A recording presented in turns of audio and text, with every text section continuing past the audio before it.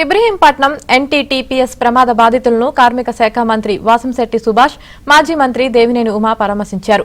ఆసుపత్రిలో చికిత్స పొందుతున్న బాధితులకు మెరుగైన వైద్యం అందించాలని వారు సూచించారు. బాధితులకు ప్రభుత్వం అండగా ఉంటుందని మంత్రి హామీ ఇచ్చారు.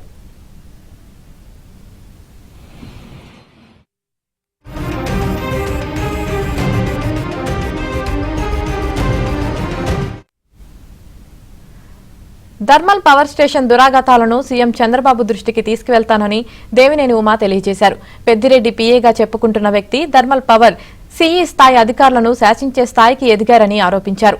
5 ఏళ్ల పాటు బూడిద ఎవరు దోచుకున్నారన్న దానిపై విచారణ జరిపేందుకు మంత్రి గొట్టిపాటి దృష్టికి ఈ వ్యవహారాన్ని తీసుకెళ్తామన్నారు.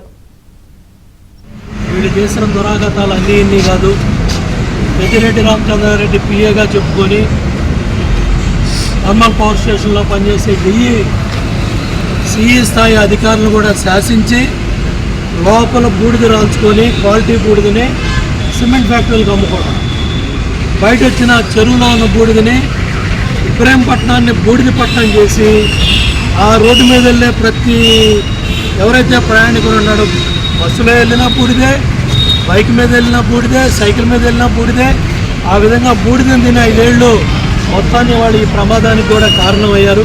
బీజేఆర్ దగ్గర డబ్బులు వసూలు చేయడానికి చేసిన దుర్మార్గాలు కావచ్చు, హడావుడిగా ఎన్నికల ముందు ప్రారంభం చేసినవి కావచ్చు, ఇవన్నీ కూడా వెరసి వాళ్ళ తాలూకా పాపాలు కొంతమంది వ్యక్తులు కూడా ఉన్నారు వీటిలో బాధ్యులు. 5 సంవత్సరాల బూడిద కోసం వీళ్ళు చేసిన దుర్మార్గాలు వాళ్ళ అట్టు బోల్టు మార్చడానికి కూడా థర్మల్ పవర్ స్టేషన్లో ఓవర్ ఆయిలింగ్ చేయడానికి కూడా 10 రూపాయలు ఎత్తుకునే పరిస్థితికి థర్మల్ పవర్